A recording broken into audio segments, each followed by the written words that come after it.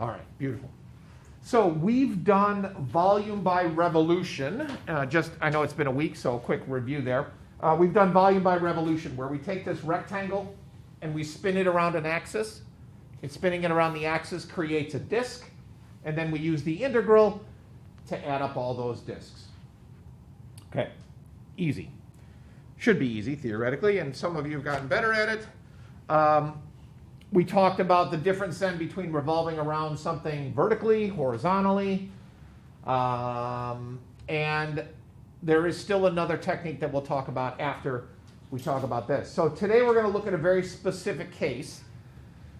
This is a little hard to describe, so I have some computer programs that will show you what we're talking about. But we're going to do another volume, but it's not by revolutions, it's by stacking. And this will make more sense when you see what this looks like. And we're going to do something called cross sections. Okay, even though it says the disk method, we're actually not doing the disk method. We're doing something called cross sections. Okay, so we'll get right to it, and you'll understand this is not that tricky. It's more difficult because of the geometry than it is because of the calculus. Okay, so we're going to find the volumes using cross sections, and then today just should be able to relax a little bit. Okay, 10 quick slides, a couple examples, and we'll go about your merry business. Okay, so here we go. We are going to take something and we're going to stack three-dimensional figures on top of a base. And so two things will change here. The base that we start with will change, and the shape that we stack will change. And again, this doesn't make much sense. You'll understand what I mean when I click on that little sketchpad thing and show you some pictures. Okay? So, what the heck am I talking about? Let me get this up and running. Kaboom. Okay. So, in this first picture, I'm starting with a circle. That's going to be my base. And again, there's two components to this. What base am I talking about?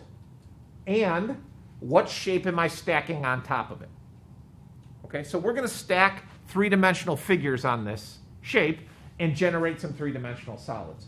All right, so it looks something like this. First of all, I'm going to turn it into kind of a pseudo 3D thing by tilting it down so that you can see this. And for this particular example, I'm going to stack squares.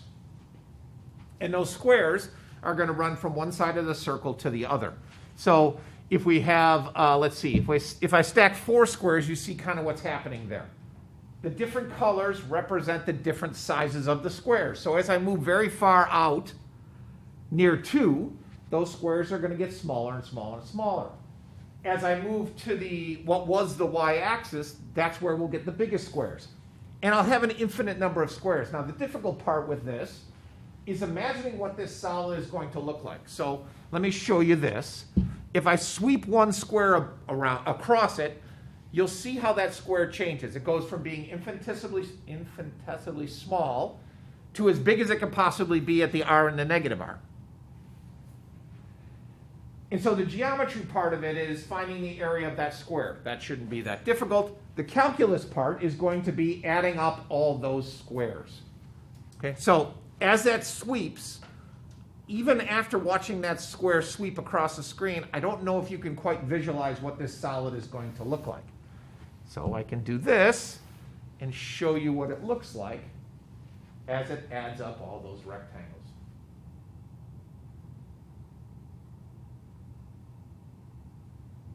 And so we get something that looks like that. And if you want to see it solid, it looks that weird thing. And that weird thing is made up from an infinite number of squares. So what can we change? We can change a couple things. We can change the base, or we can change the shape that we stack up on top of it. Okay, so for instance, if I click over here, I can do the same thing, but instead of using a square, I'm going to use an equilateral triangle. Okay, so again, do that 3D thing. So just for giggles, what I would like you to do is try to picture in your brain what that solid is going to look like if I take an equilateral triangle and slide it from left to right. Take 5 seconds while I take a drink of coffee. I'll get you started with this. Let's sweep 1 across there. Okay, not much different than the square. Obviously, you're going to have a different shape when everything is said and done. And then show you what that solid looks like.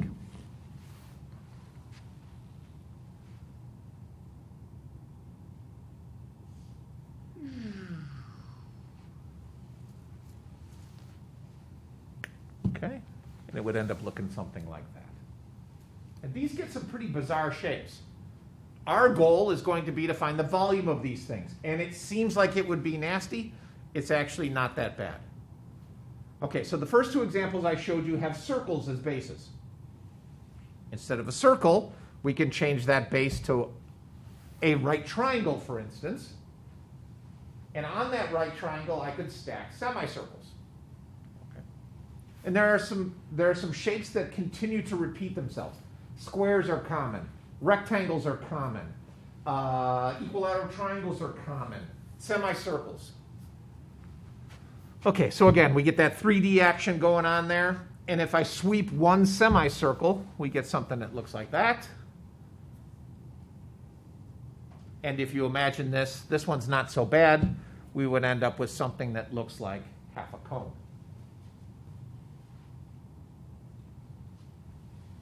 Okay, and like I said, our goal is going to be to find the volume of that thing.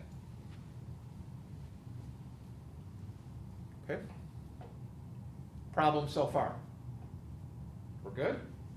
Okay, and I have some other examples here. We could see right triangles stacked up on top of right triangles, what that would look like. You know, it looks something like that, a little triangle action there. But what we want to do now is talk about the math that gets us to that, because the math really isn't that bad if you can do the geometry. The geometry is the tricky part. Okay, so there's a lot going on in that slide. There's some more pictures there, whether you do it in an X or a Y direction, that stuff still applies. But really, the only thing you need is the area of the shape that you have standing up on top. That's it. Find the area of the square and integrate. Okay. Well, why would we integrate? Remember, the integration acts as an accumulator to add up all the squares. This area will not be a numerical value. It'll be an equation based on the base that we're working with.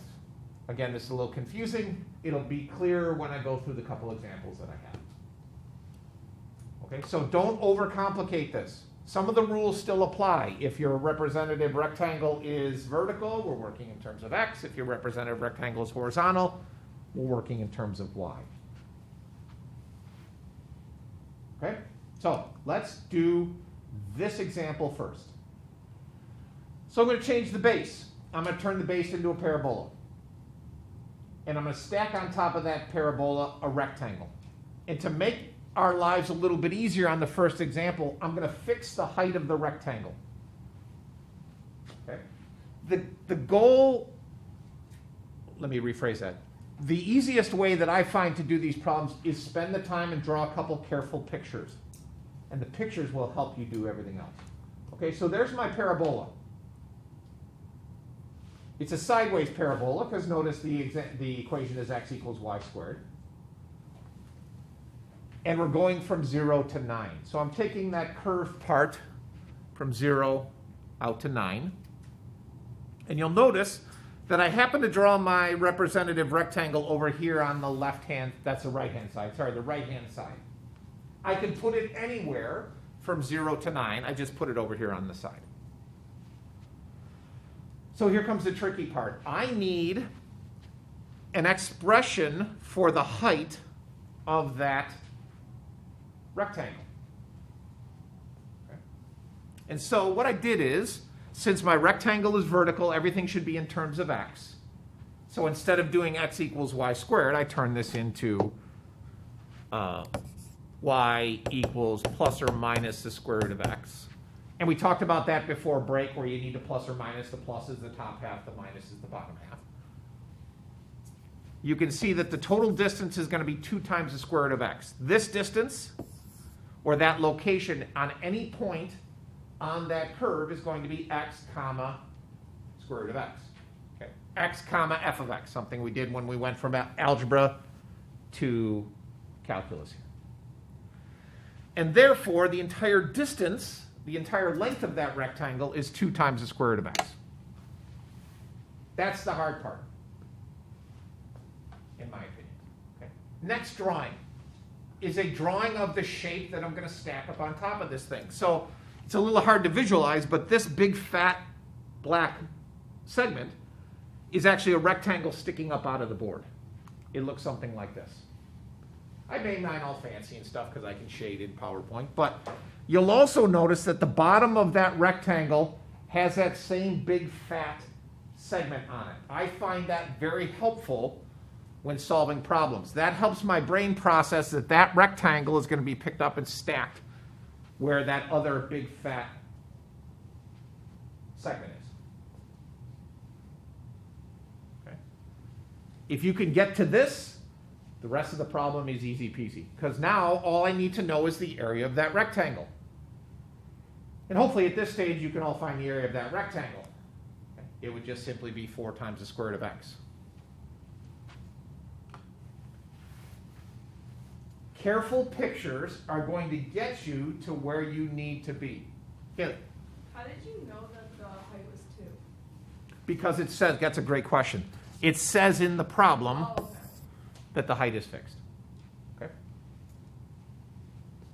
Now, what would have been more interesting is to do this problem with squares, where the height would change and the shape would look different. So this is just going to look like a 3-dimensional, when you're done, it's going to look like a 3-dimensional parabola. Let me see my drawing skills here. It would look something like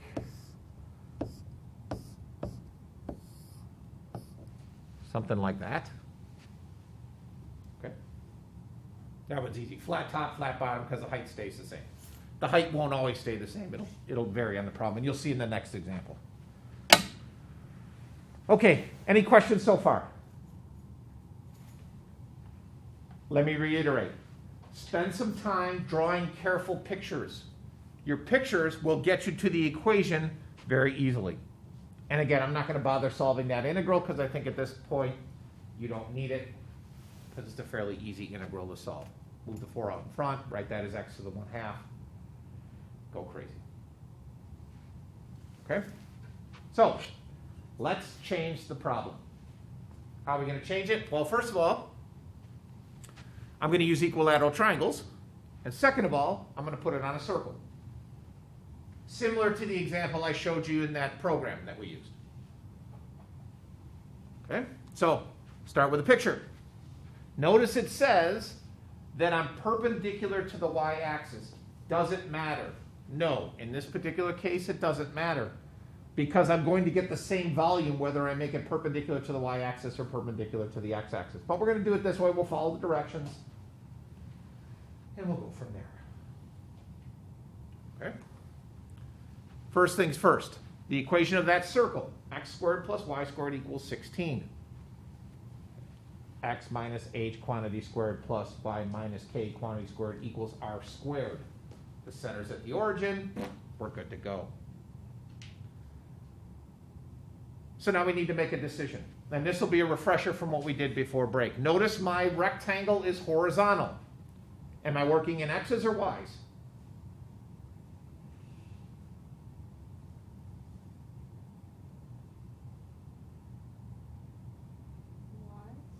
Correct. Good. Horizontal rectangle, everything is in terms of y's. So I'm going to solve this equation for x, which gives me that. And technically speaking, I did screw up a little bit here. Let me fix it. I should have a plus or a minus. The plus is the top semicircle, the minus is the bottom semicircle. Okay, how are we doing so far? We're good? Okay, now, next picture. I want an equilateral triangle. There's an equilateral triangle. Big fat segment going horizontally here matches the big fat segment at the bottom of that equilateral triangle. Any point on this circle would then be the square root of 16 minus y squared, comma, y.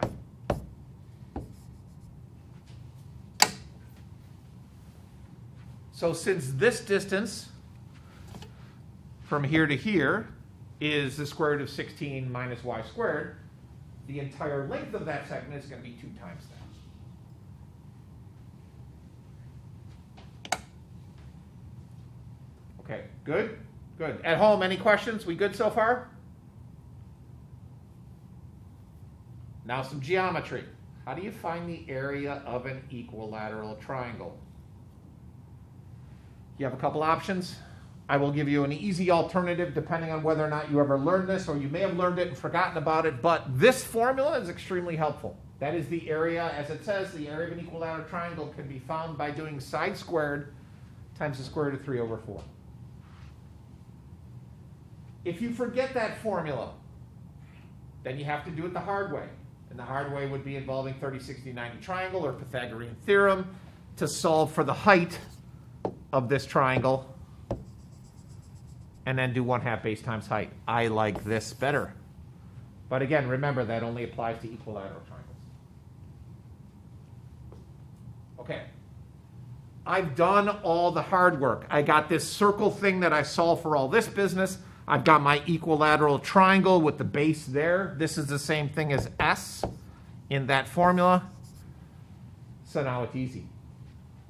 Kev, when I set up my integral, what are going to be my limits of integration? I'm taking triangles from where to where? From -4 to 4. Perfect. Okay. Now, if you're feeling fancies in your pantsies, you could go from 0 to 4 and double it. Okay. There's the area. That's taking S and plugging it into there. And then simplify it a little bit. And then we end up with, come on, there we go, that.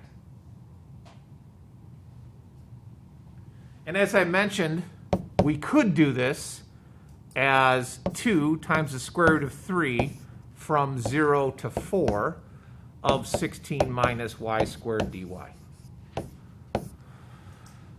Okay, now why would I want to do that? Sometimes plugging 0 in is going to be a little bit easier than plugging in -4. They both give you the same answer. It doesn't matter how you want to do it. Some people just want to get -4 to 4 and be done with it. Okay, so take an integral, plug and chug, big ugly nastiness there, and we end up with that. And realistically speaking, what you're probably going to do is fn int that. But again, if it shows up on a non-calculator portion of the test, you should be able to make the transition from here to here without using a calculator. Actually, I should say to here without using a calculator. Okay. So for the test on this unit, are we going to be allowed to just FN into it? Probably yes, Okay. because I don't know how I'm going to restrict calculator use for the chowder heads at home. Yeah. So, yeah. Okay, questions? All of this stuff on this slide has nothing to do with this. Okay? The slide that I'm going to click on, this guy, is just calculus, taking an antiderivative. It's the setup that's going to be the most challenging. And again, draw some careful pictures, and you'll be okay. Questions so far? We're done. Okay, so again, 2 things are going to happen. What's the base? What figure are you standing up on top of that base? Just as a quick review before we move on, area of that equilateral triangle, once again, is s squared square root of 3 over 4. Area of a semicircle, pi r squared divided by 2. Triangles. Okay, it seems kind of silly to do this, but triangle, 1/2 base times height. I'm not even going to put rectangles and squares up there. I don't want to insult anybody. Get it? It's a cross section of the Millennium Falcon. Cross section. We're doing cross section. Millennium Falcon. Star Wars. That's from Star Wars, in case you didn't know. Just telling you. Okay. Mr. Reedy, do you mind going back to the last slide for I- just a second? I'd be happy to. There you go.